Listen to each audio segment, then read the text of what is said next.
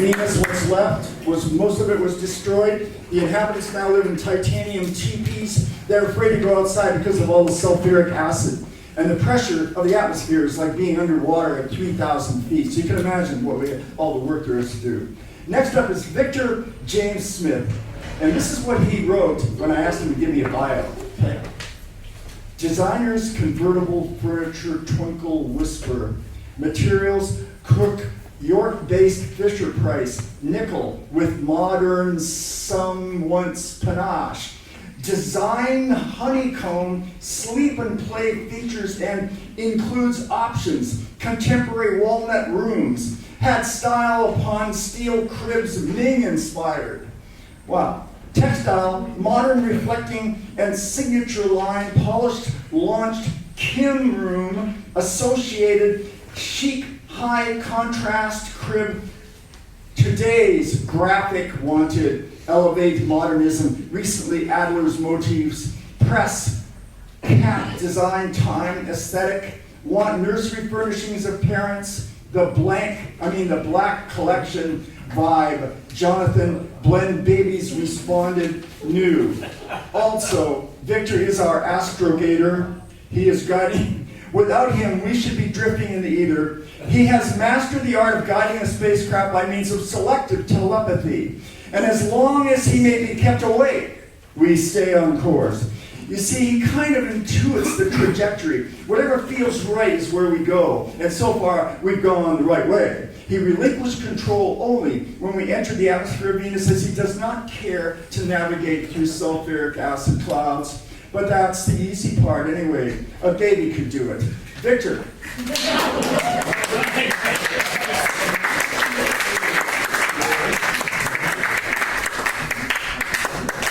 That was so good. I had no idea Steve could read that garbage so well. It was a newspaper article about like designers' cribs and like baby supplies or something from a newspaper article.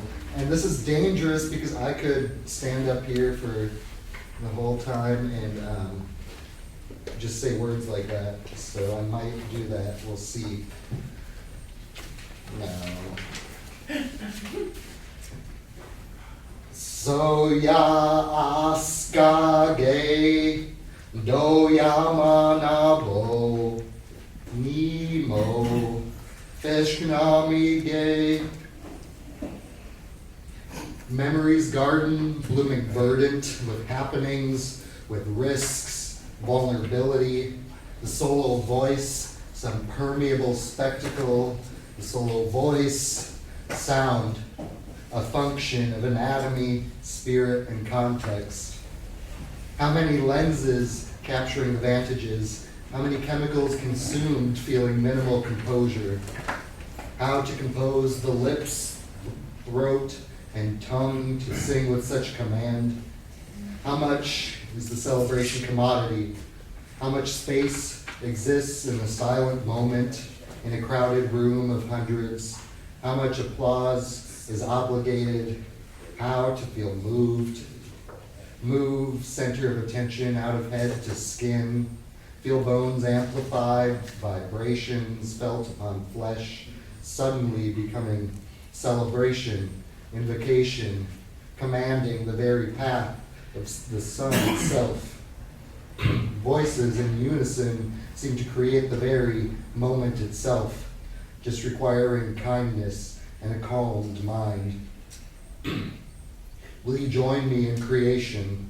Will you join me in birth? Will you burn with my direction? Will you taste of my mouthful hurt? Will you graze my leg with the slightest touch? Will you follow in precise dictation the motion of my brush? Will you stay in suspended animation to find that the meaning of each note exists in the silence after which it follows, and from the rigid confines of meaning find exits? I find joyful communion arranging flowers. It's the familiar reminder that beauty created demand constant repair, while beauty found is so much the same. Beauty found is form imposed on an absent staring and destroys itself with a name, blameless, ephemeral, shackled, day.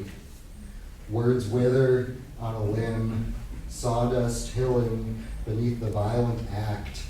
Annual maintenance, the final word. Sorry to bother you, no, what was it? Not good at keeping promises made to self, the snail crawling down the grades. What did you have for dinner last night? What did you eat last year?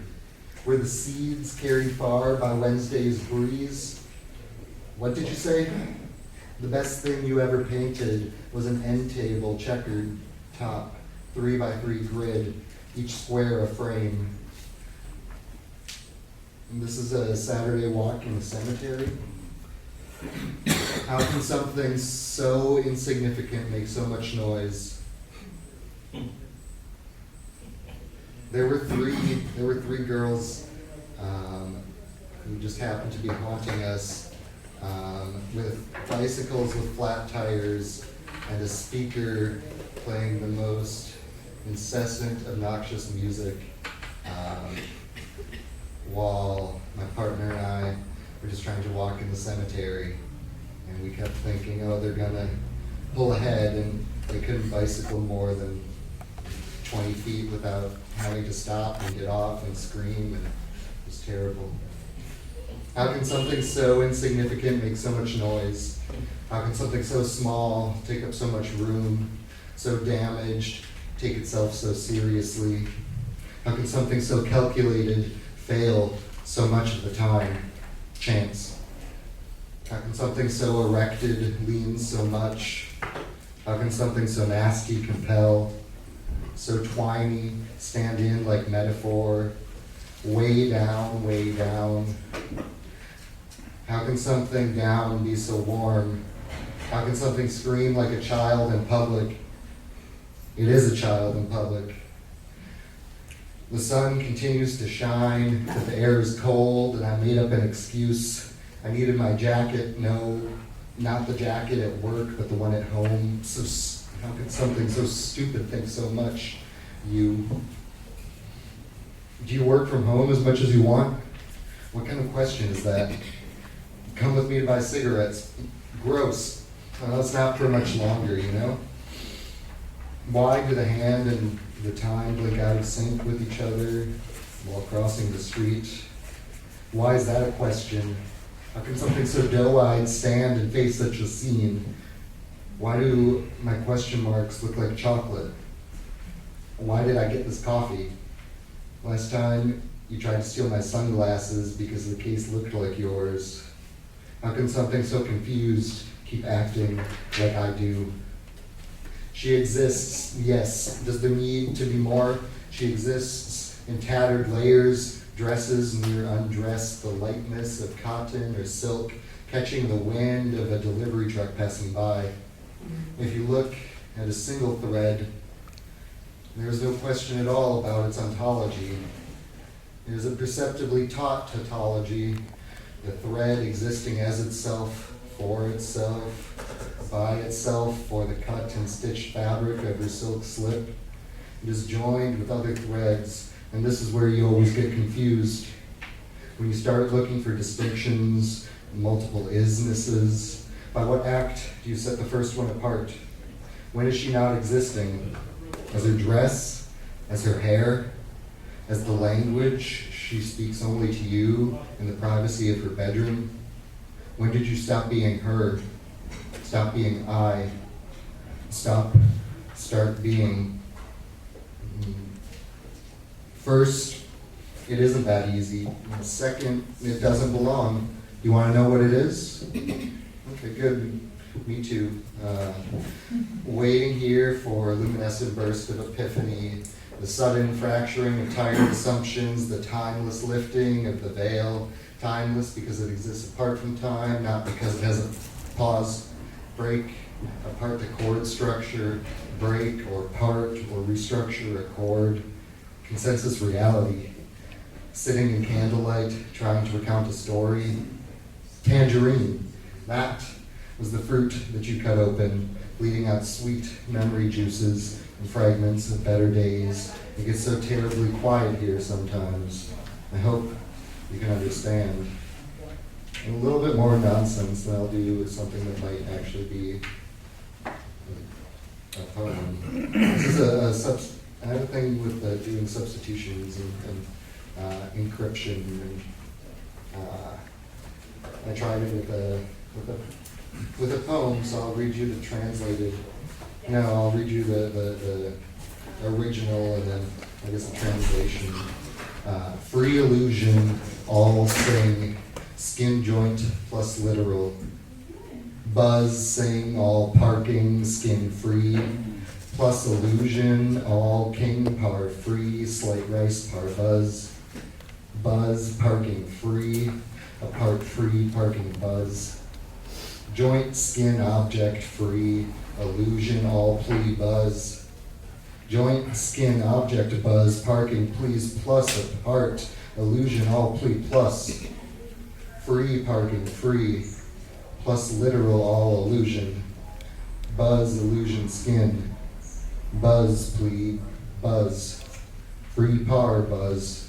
Skin, object, please rice, slight joint, please plus. Buzz, buzz, buzz, please plus. I choose to write this with few words. We write to undermine this I. Few choose to mine under I, even fewer under we. We underwrite I, or I underwrite we. With this word I choose to say we. With this word we undermine said few, or choose to say few. I undermine I, few words to choose. We say this, we say we. I under we. This word said fewer, even with said few. We said few. And yeah, I'll do one poem and I'll be done. It's called Big Cat Blanket Poem, and it is written about a blanket in our bedroom with a cat, in the guest bedroom with a cat on it. I wrap myself in a cat blanket, wrap myself tight against the world, against the wall, lying in bed, the fan whirring on the shelf above me, the window open, sounds of traffic coming in, some cliche like urban jungle coming to mind. But then I remember what I think is true. I think it's true that cougars live in forests, not jungles. I think I saw it on TV or read it in a book as a child. I think I heard Mike say it when I lived in the woods on the border, a half mile from Canada. Heard him say that he shot a cougar out behind the house. Or was it a mountain lion? Or are they the same? Parenthetical, they are the same. Somebody interrupted me one time and said, and parenthetical. And there's the dead cougar, I think. There is a victim of fear, of ownership, of possession, of jingoistic preservation, a rigid determination of self, egoistic, self-important elevation, undeniably pathological, such immediate impact. This dead cat, claws retracting into paws, eyes turning funereal gray, graying like Mike's hair, like Mike's harried world, like the sky settling over Washington upon onset of decay, the gun smoke still a wisp and blue fouling the air. His savage survival at the expense of this toothier mammal must seem testament for base evolution to the juvenile mind. It must be a short path to social Darwinism. And I remember that fucking metaphor I wanted to avoid. The urban jungle appearing now again. Their jungle appearing not as a place of luscious beauty, nor as a nursery for essential diversity, diversity for the growing life, not appearing as rhythm, nor as an orchestra to delight in, to dissolve in, not as a gift, as a library, an annex, as a repository of history, not as a source for creative inspiration, this wild child vital, no. Their jungle appearing dark, appearing cold, their jungle appearing just as dangerous, So killing is justice, and anger for us, they claim. This anger is justified, this fear is normal. These actions, the effect of a cause, only whispered, wind blowing through winter trees. And I see this dead cat, dead now for some while, this dead cat beginning to decompose. I see the dead cat in this putrid, rotting metaphor. I see them, I see them, I see them, appearing now as white nationalism, now as anti-Semitism, now as warmongering and fear-mongering and wealth and power ever more concentrating. I see how Mike felt his power concentrating in his fingertips against the cold steel barrel of his shotgun. His power indeed concentrating alongside of that gun, but concentrating as in into a point, growing smaller and smaller, while he's replaced with fear, with a void both echoing and swallowing someone else's words. And once concentrated at a single point, Mike is so easy to erase. His power, only former, is everything now fear.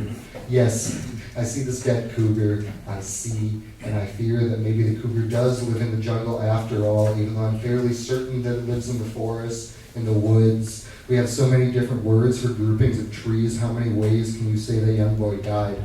That young boy was killed by so many interlocked pieces of a stuck machine, stuck but still moving somewhere with such tremendous speed. That man was killed.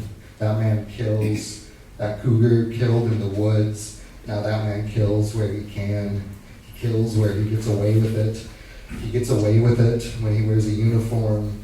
He wears a uniform and he kills. He kills a cougar near the creek behind his house. He kills while wearing a uniform. He wears a uniform and kills on the streets. They're killing in uniforms on the streets. They're killing always for America. No question, it seems, what is the problem here? So I wrap myself in a cat blanket, wrap myself tight against the world, where the cat is a cougar, its eyes asking questions, questioning what is important for a cougar, for a man, tight in a blanket, lying in bed, eyeing the wall, asking questions like, how do I make this blanket my skin? Questions like, how do I kill the infirm idea of me? Thank you.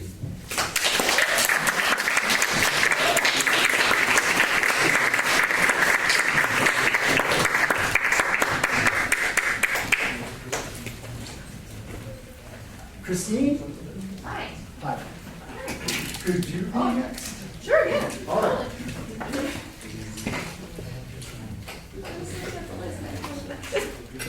I can totally be next. Hi. Oh, my foot's asleep. And so is my phone. What are you? I'm not prepared. Due to my incompetence, not only have I lost your bio, but I lost Tarita's bio as well for the third time, and I don't know if I'm going to be forgiven. So could you tell them a little about yourself, and I will be most grateful. Christine Noah is a writer and filmmaker whose work has appeared at the Sundance Film Festivals and publications like Sparkle and Blink, The Rumpus, Columbia Journal, Apogee, among others. She hosts Dramatic Press's monthly reading series, Get Lit, is a Bona Fellow, a Pushcart Prize nominee, and the first place winner of the 2016 Lit Quick Writing Contest in Poetry. She lives in Oakland with her dog, Randy.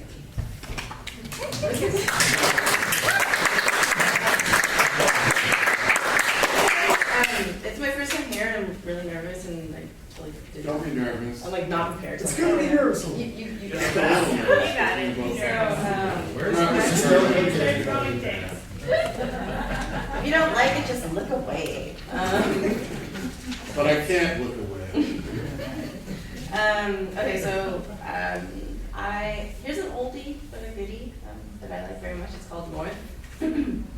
North.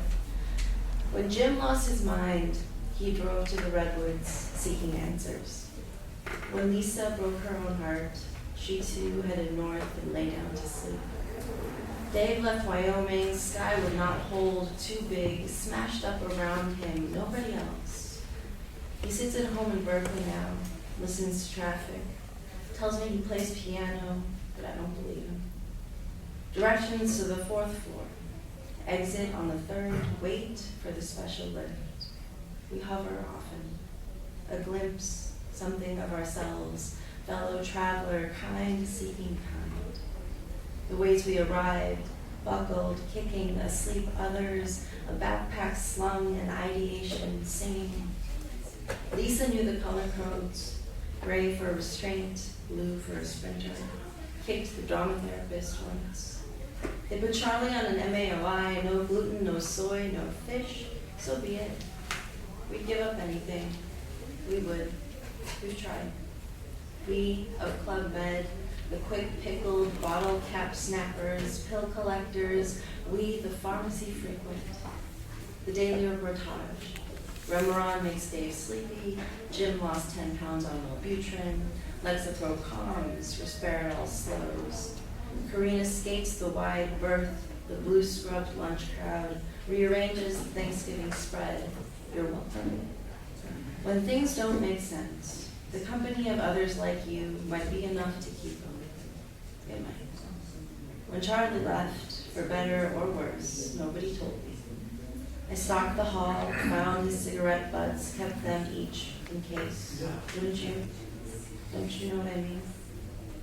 I dreamt that night of Charlie, Lisa, elevator doors, of Jim confiding in the redwood trees older than the fourth floor. It was enough to make me want a different way, a different turn than the one I took, and where it got me. If you are confused, as I am, don't head north. You'll end up here. I wanted to ask Jim what they told me. The trees, I mean, about north. Does it exist at all? A place where we are not so lost? Somewhere the redwoods have answers? Thank you.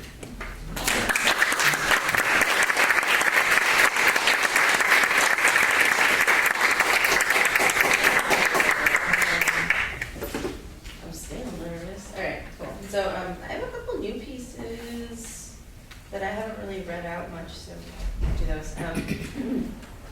So I got really into space documentaries for like the past year. I don't know, it's just nice to fall asleep too, but I really got into the Hubble telescope. Yeah. Really got into the Hubble telescope, and one of my favorite images ever is the Deep Field, which is Hubble's, not its first image, but in the 90s, scientists, they pointed the Hubble at this like piece of sky that's about the size of a tennis ball from 300 feet away, and they photographed it for 10 days. And what developed is this giant field of over 3,000 objects, all lit up.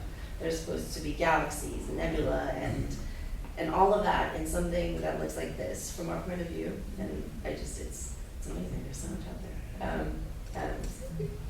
Anyway, space metaphor love letter, or notes from Hubble Stream 1.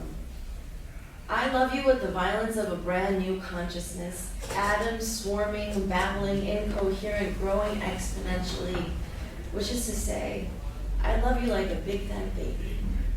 My love is the spectacle of whole galaxies crashing or the precarious nudge on a planet's axis. I love you space-time disastrously. Everything about us is all or nothing, a fucking disaster, Heaven's Gate, Hale-Bopp, purple sneaker. Lovers like us, hadrons colliding, Atlas and Alice, proof of God. Lovers like us, supernova remnant, lovers like us, destroyers of worlds. We'll go out all boom and particle light show, make love come crashing as hydrogen and helium light. Start 1,000,000 solar systems, 3,000 galaxies, a tennis ball, immeasurable chances at life, and you and me. What I mean is, I'll miss you. I always do. What I mean is, I gotta go, but you stay here. I'll meet you in the deep field. Look for me there. Look a while. Just a little longer.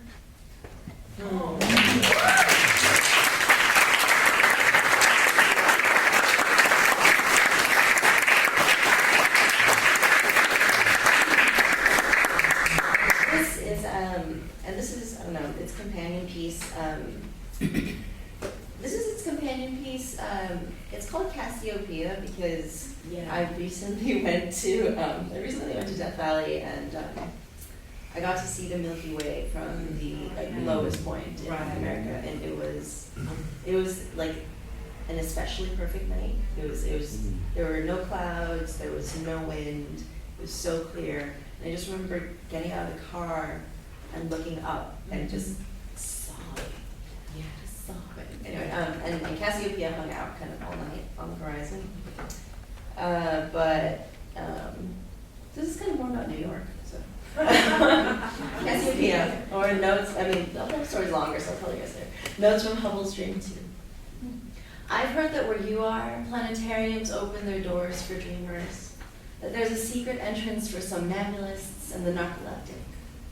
I've heard the subtle crowd murmur their half-sleep hellos, the reverent silence between traffic signals.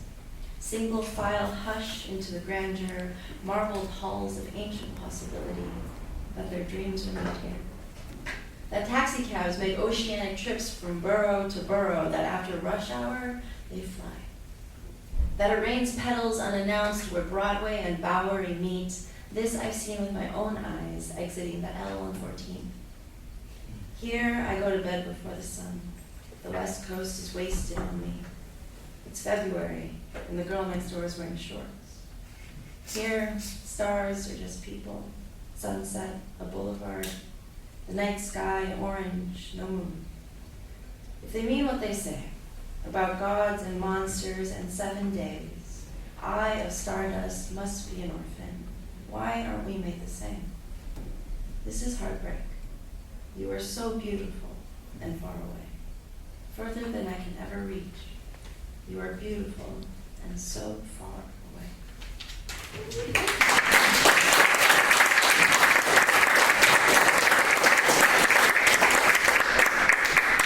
Okay, so this one's a super new one. My friends have been writing a lot of flash fiction, and every time I try to write flash fiction, it comes out prose poetry. So this is my attempt at flash fiction. I came up as prose poetry, but it's 500 words. All right, cool. 500. It's called Opaque Heart. Yours is a curated solitude. You've hurdled your grief. The joys of singular witness, a quiet amble, field crickets, Beethoven's Ninth Concerto of Limbs. You'd spent a lonely season downcast, silent. Come springtime, your senses stirred again to a once imperceptible delight. Led to your chagrin and your drained, opaque heart. Evicted fledgling, you punted, ending that dramatic summer. Soft, no fissure, warm, bruise-healed and clean. 1901, Dr. Duncan McDougall asserts the human soul weighs 21 grams. The human heart, in comparison, weighs 310 grams, beats about 100,000 times daily.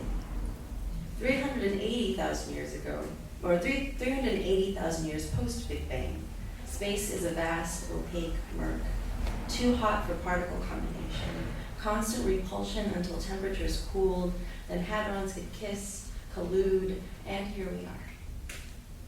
The last time you looked skyward, through the Milky Way, into space beyond, you sobbed in awe.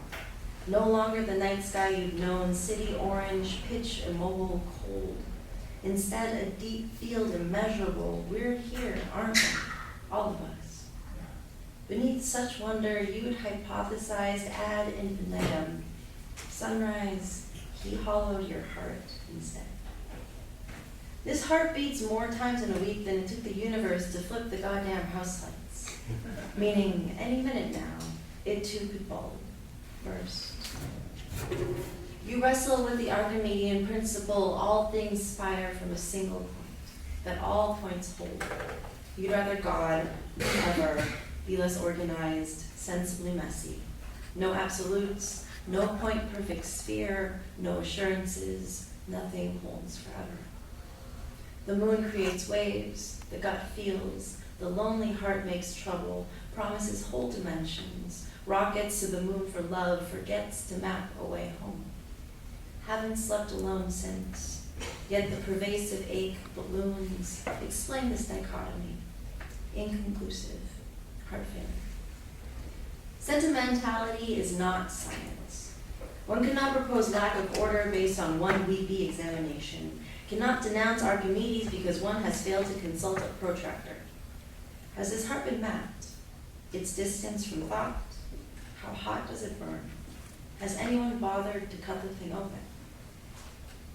You've seen the star's rotation, Earth's hurdle. You've seen Jupiter, a bright baseball, left field of lunar. You've seen photographs of a black hole's heartbeat flash like a cardiogram, rhythmic, intermittent. According to Einstein, that black hole equals your milky white, fist-sized heart. There are daily breakthroughs in cardiovascular astronomy.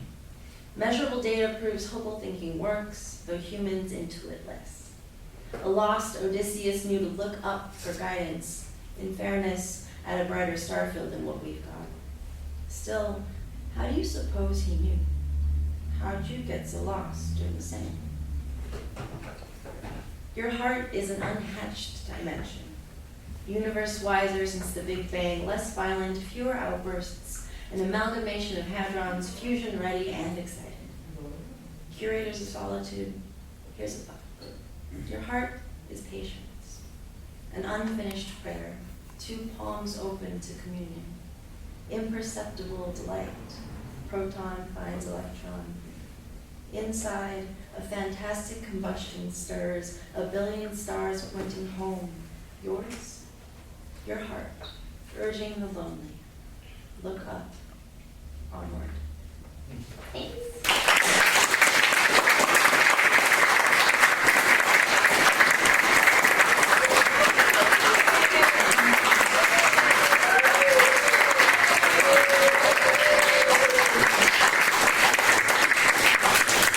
Thank you so much, Christine. It's wonderful, wonderful stuff there. We are now going to hear from Hal Robbins. Harry Robbins, author, underground cartoonist, filmmaker, fine artist, actor, radio broadcaster, poet, songwriter, founding member of Church of the Subgenius, long-running nightclub show, Ask Dr. Hal, 2 Bay Area radio shows, these are really great things, Puzzling Evidence, 3 to 5 a.m. on KPFA 94.1, and Ask Dr. Hal is podcast radio Valencia.fm. As voice actor, HR is best known as Dr. Kleiner in the various versions of Valve Software's Half-Life. His show at Burning Man is an official part of that event. Saturday, Day of the Burn, 5:30, 7:30 in Center Camp, the People's Fashion Show, not to be missed. His art has been shown in solo shows and international ones with the late H.R. Geiger, Jack Kirby, and others. He has lectured on paleontology at the American Museum of Natural History in Manhattan, and his Wikipedia entry contains a partial list of books, comics, and other publications. Dr. Hal is looking after the integrity of the hull of our ship and seeing to it that the extraordinary pressures at the surface of Venus do not rupture the craft and instantly end our endeavor. Once the planet is terraformed and returned to habitability, he can relax, and so can you, and you can seek his autograph. He is also keeper of the extensive library we have, all its nanotechnology, and it fits into a thimble full of hyperspace. Dr. Hal.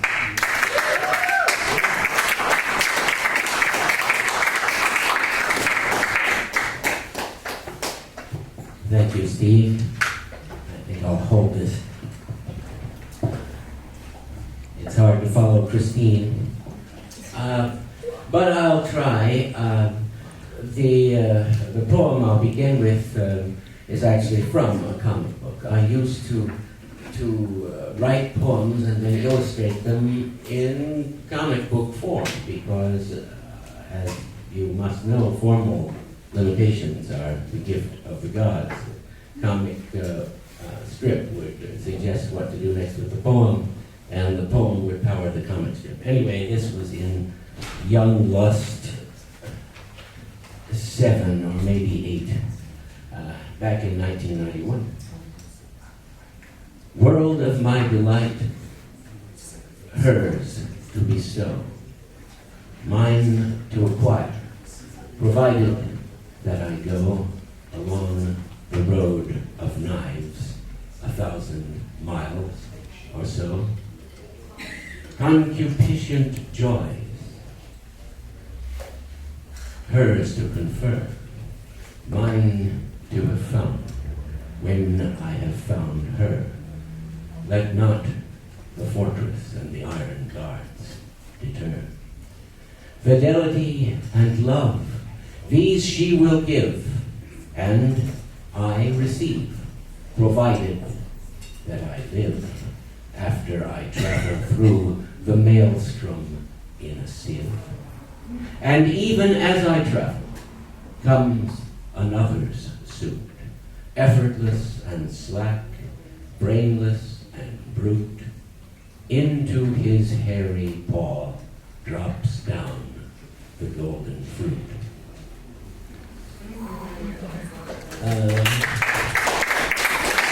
Thank you. Let's see. So, some poems by William Blake are yes. The Garden of Love. I went to the Garden of Love and saw what had never been seen. For a chapel was built in the midst where I used to play on the green. And the gates of this chapel were shut, and thou shalt not writ over the door. So I turned to the garden of love that so many sweet flowers bore, and I saw it was filled with graves and tombstones where flowers should be, and priests in black gowns were walking their rounds and binding with briars all my joys and desires.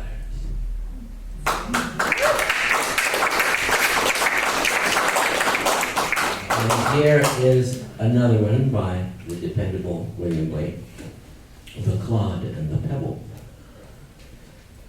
Love seeketh not itself to please, not for itself has any care, but for another gives its ease, and builds a heaven in hell's despair. So sang a little clod of earth trodden by the cattle's feet, but a pebble of the spring warbled out these meters meet.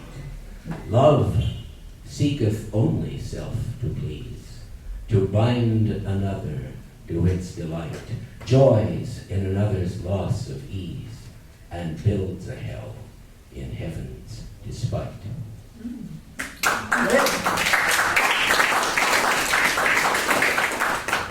Many critics don't like Blake's longer prophetic poems, but I believe they're very worthwhile. One has to have some familiarity with the self-created mythology in those poems, the paradoxical, confusing figures of Los, Urizen, and so on, but I think it pays one's attention. This is an excerpt from his lengthy poem, Milton. The wine press of Los is eastward of Golgonooza, before the seat of Satan. Luva laid the foundation, and Urizen finished it in howling woe. How red the sons and daughters of Luva. Here they tread the grapes, laughing and shouting, drunk with odors, many fall or wearied. Drowned in the wine is many a youth and maiden. Those around lay them on skins of tigers, or of the spotted leopard or the wild ass, till they revive, or bury them in cool rocks, making lamentation. This wine press is called War on Earth. It is the printing press of Los, and here he lays his words in order above the mortal brain, as cogs in a wheel are formed to turn the cogs of the adverse wheel. Timbrels and violins sport round the wine presses, the little seed, the sportive root, the earthworm, the gold beetle, the wise emmet dance round the wine presses of Luva.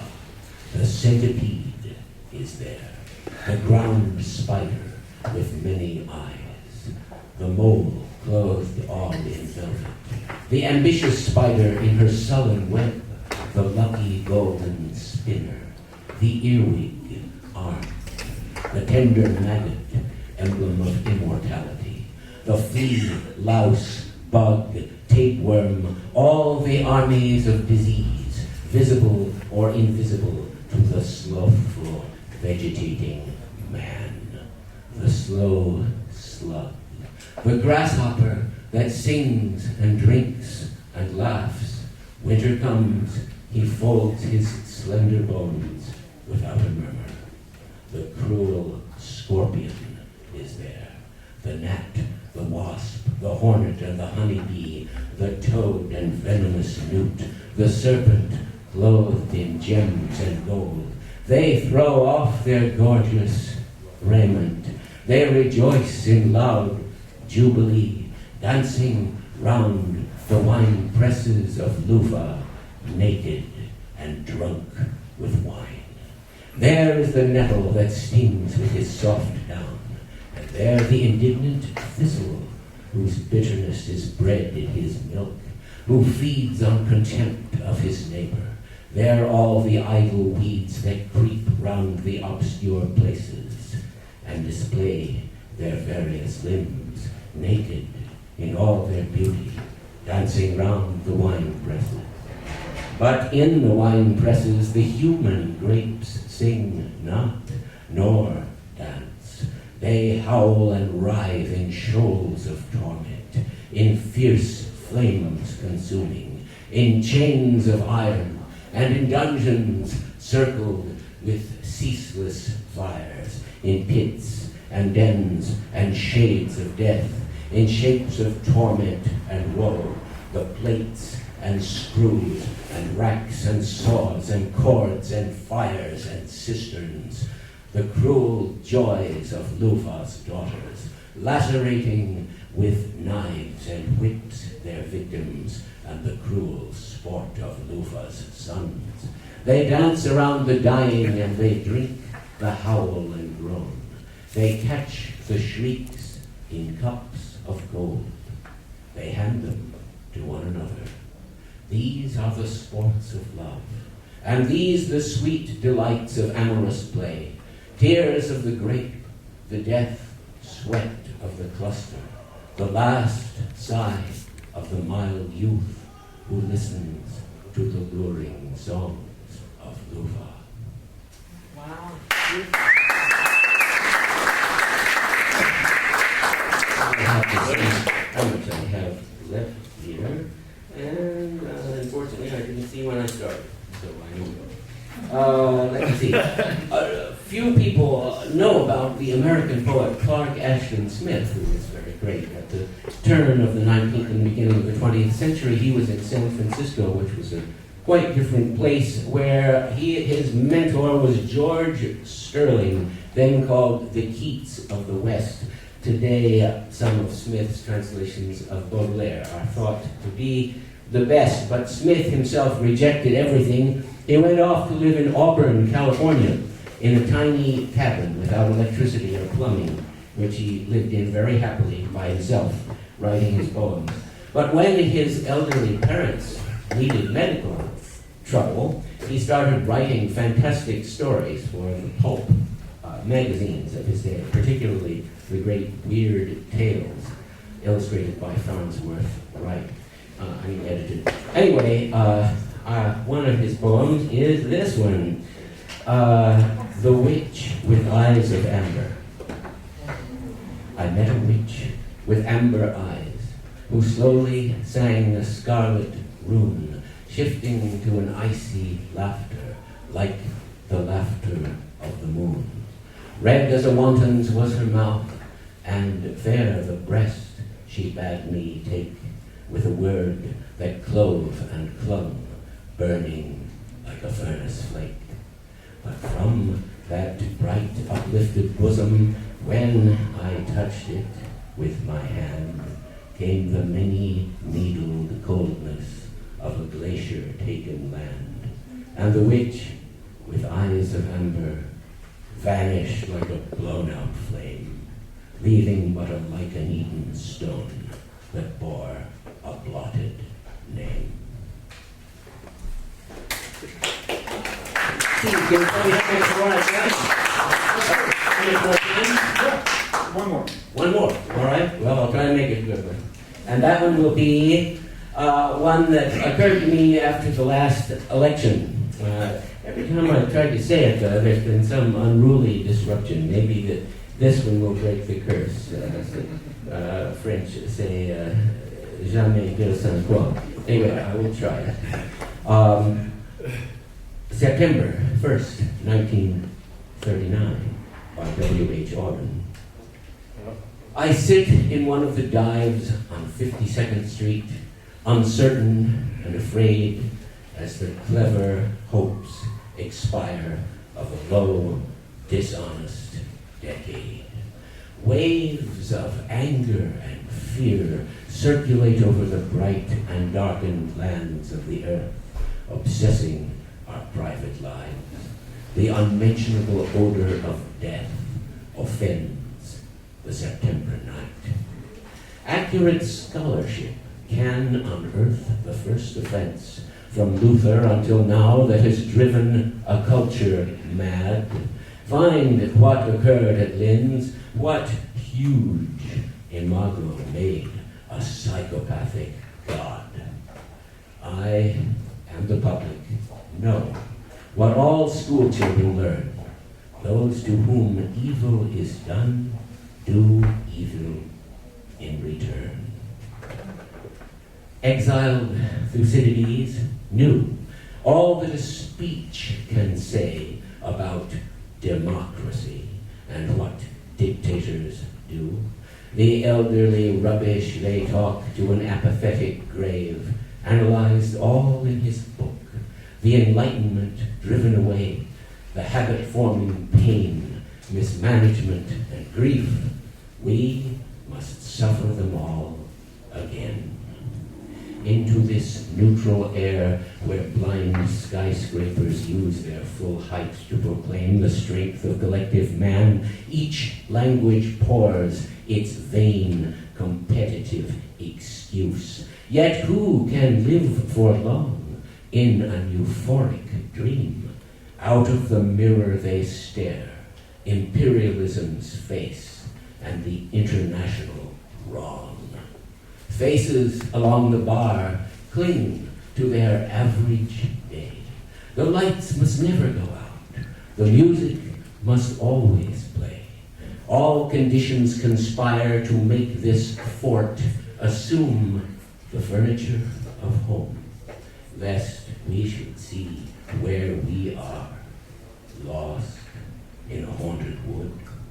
Children afraid of the night, who have never been happy or good. The windiest militant trash important persons shout is not so crude as our wish.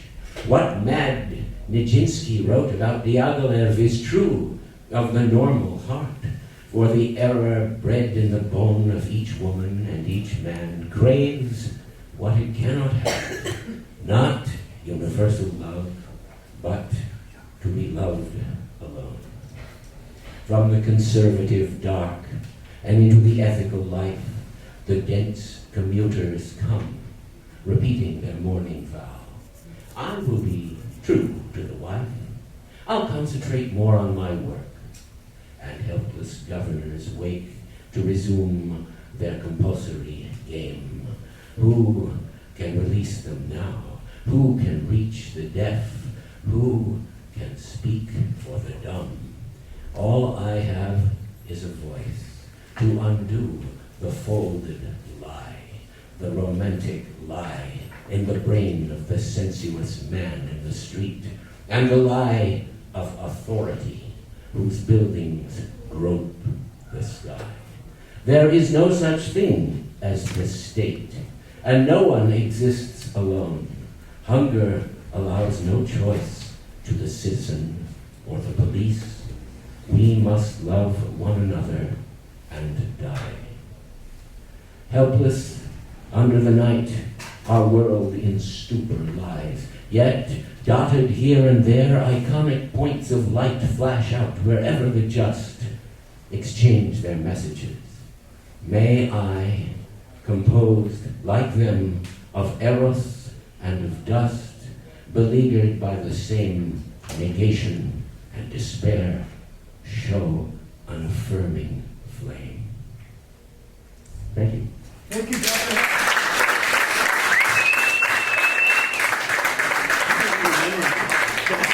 Thank you, Dr. Howell. We're going to bring up Jim and Karen again for a couple of songs here. So let's welcome them back.